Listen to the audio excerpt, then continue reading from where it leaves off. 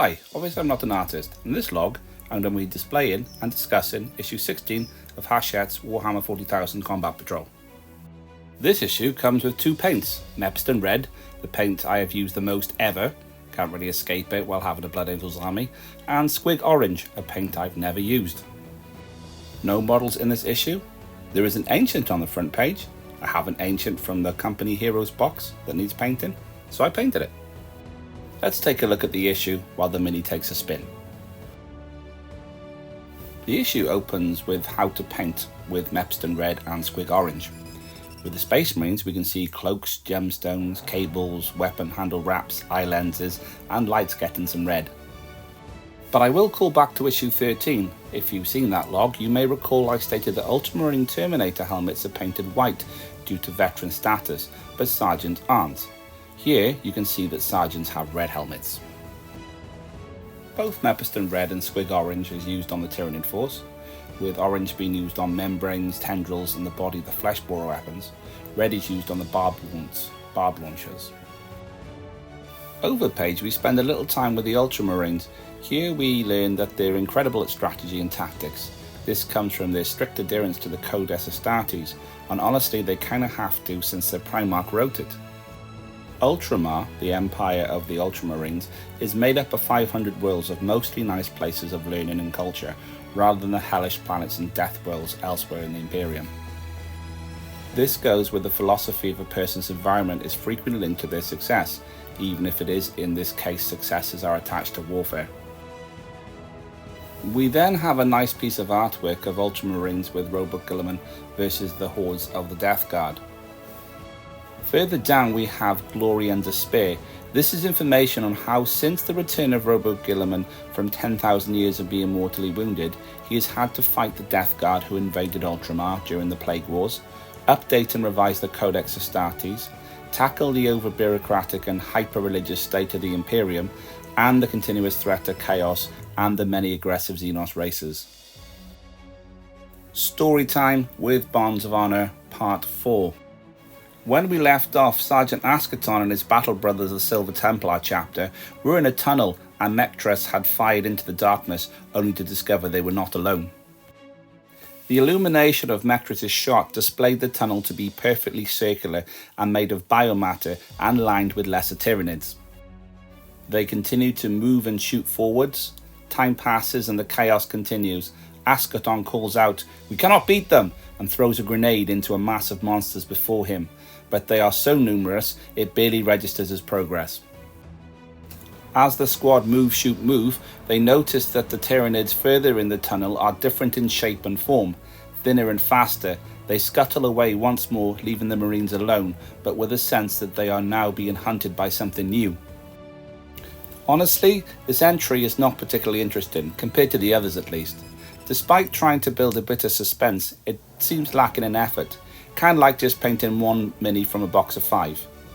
Okay, I'll admit I've been lazy. I'm going to paint the remaining models in the Company Heroes box. For the remaining models, we have a Veteran Intercessor with Bionic Arm. I think this model would as well make an excellent addition to a kill team as a leader. A Captain, who I've decided to build with a Power Fist and Neo Volkite pistol, as I think I've built every other combination of Captain based on their available war gear. And we have a Veteran Intercessor with Heavy Bolter. Again, it could be included as a heavy gunner in kill team. The Company Champion is already done and displayed in paint in log 14, but I'll include it in the squad for display purposes. I'm going to let these all take a spin while continuing the issue. Leviathan is information on the largest encountered Tyranid fleet to date. It references the recent devastation of Baal event, where the Swarm made planetfall on the Blood Angels' homeworld and nearly destroyed them.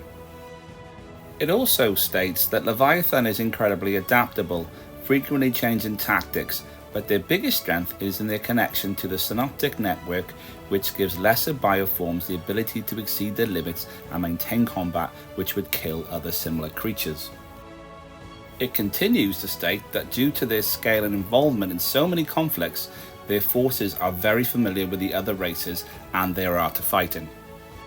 In the depths of space, it appears that Leviathan's presence is so massive aspects of it have been given dedicated names, and due to this it appears they attempted a pincer movement on Terra, 40k's version of Earth. On to special abilities, specifically the ones that the Psychophage from issue and log 15 have.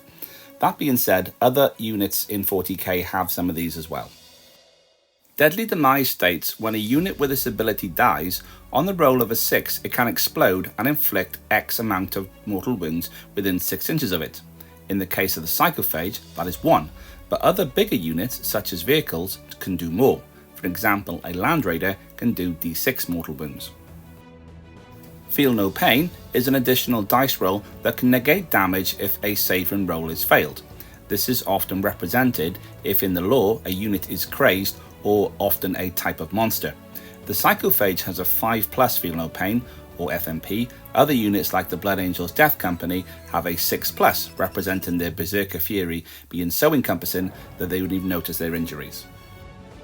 Ignores Cover is a ranged only ability often seen with flamer-like weapons, as its formless stream of danger would be able to move over and around cover. The Psychophage can do this with its Psychoclastic Torrent Breath attack, as can Infernus Marines with their Pyroblasters. Anti is a unit being strong against other types of units, delivering critical wounds with often a statistically easier roll than normal. In this case, the Psychophage can critically wound any psychic units regardless of their toughness on a 4+. Devastating Wounds means that units with this ability can negate any armor saves. Again, the Psychophage can do this in melee, as can other weapons such as Thunderhammers. Scenario 12, the Psyker-eater. This is the first mission to play with or against the Psychophage, as the Librarian, 3 Terminators and the 5 Infernus Marines battled the Wing Prime, 10 Termagants, 5 Barbgaunts, and obviously the Psychophage. Objective scoring and victory points are the order of the day here. Anyway, issue 16 is complete. In the next 2 issues, we have another batch of 10 Termagants. Time to get creative. I hope at this point you trust me to provide some interesting models to paint for this series, as I'm proud of my ability to spotlight a painted model every log, even when the issues attached are paints or repeats. Please like, comment and subscribe as I continue to chronicle the collecting, construction and creating.